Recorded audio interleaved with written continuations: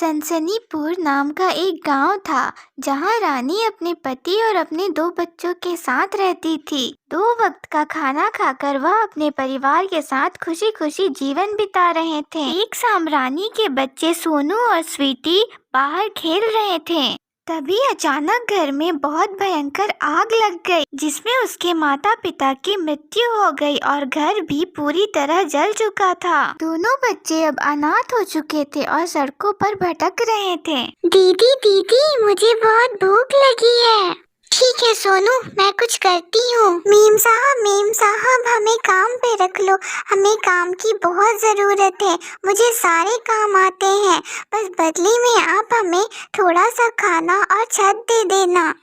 ठीक है, मुझे भी बहुत दिनों से काम के लिए एक नौकरानी की तलाश थी। आ जाओ तुम दोनों अंदर। स्वीटी वहाँ घर के सारे काम करने लगी और इस तरह वो अपने और अपने भाई का गुजर बसर करने लगी। सुन स्वीटी, कल मेरे घर पर पार्टी है। कम से कम 50 लोग आएंगे। सारे लोगों का खाना ठीक टाइम से बना देना, वरना मार मार के तेरी टांगे तोड़ दूंगी मैं। ठीक है मीम साहब, मैं बना दूंगी। इस तरह वह दिन भर स्वीटी से घर के सारे काम करवाती और छोटी छोटी गलतियों पर उस पे अत्याचार भी करती। सुन स्वीटी, मैं बाजार जा रही हूँ और मेरे पीछे घर का अच्छे से ख्याल रखना। ठीक है मीम साहब। तभी वहाँ आसमान से एक परी गुजर रही थी। मैं तो उड़ते उड़ते परी लोक से बहुत दूर निकल आई और मुझे भूख भी लग गई। पता नहीं ये पृथ्वी के लोग मुझे खाना देंगे या नहीं।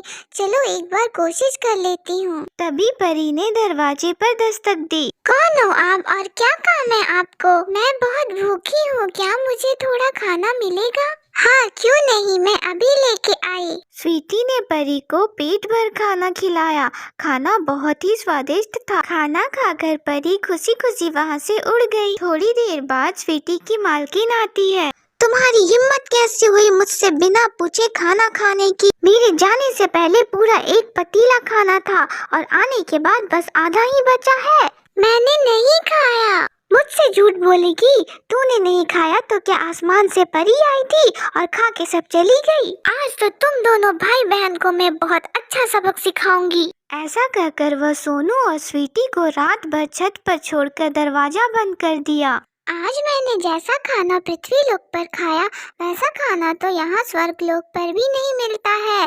जिसने भी उसे बनाया होगा बहुत ही प्यार से बनाया होगा। मेरी इच्छा है कि मैं एक बार और वह खाना खाऊं। ऐसा कह के परी पृथ्वी लोक की तरफ चल देती है। अरे तुम यहाँ ठंड में इतनी रात को क्या कर रही हो? तब स्वीटी ने उस परी को सारी बात बताई। तुम बहुत नेक दिल की हो, इसलिए मैं तुम्हें कुछ देना चाहती हूँ।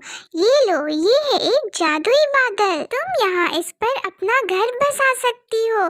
तुम्हें यहाँ किसी चीज की कोई कमी नहीं होगी। स्वीटी बहुत खुश हो गई और बादल पर उसने अपना एक बड़ा आलीशान रेस्टोरेंट खोला, जहाँ वो और उसका भाई मिलकर बहुत स्वादिष्ट भोजन बनाते थे। स्वीटी बादल को नीचे लेकर आती और तभी बादल से एक आलीशान सीढ़ी निकल कर आती, जिससे लोग बादल पर चढ़ जाते और फिर बादल ऊपर आकाश में चला जाता और फिर लोग आकाश पर स्वादिष्ट भोजन करने का आनंद उठाते। लोग बादल पर खाना खाने के लिए बेसब्री से इंतजार करते। धीरे धीरे लोगों की बहुत भीड़ होने लगी और स्वीटी का काम बहुत अच्छा चलने लगा। इस तरह उसके पास बहुत सारे पैसे इकट्ठे हो गए और उसने धरती पर एक गरीब अनाथ बच्चों के लिए अनाथालय खोला और फिर रोज वह गरीबों को खाना बांटने नीचे धरती पर उतरती और फिर हर रात परियां भी उसके बादल रेस्टोरेंट पर खाना खाने आती।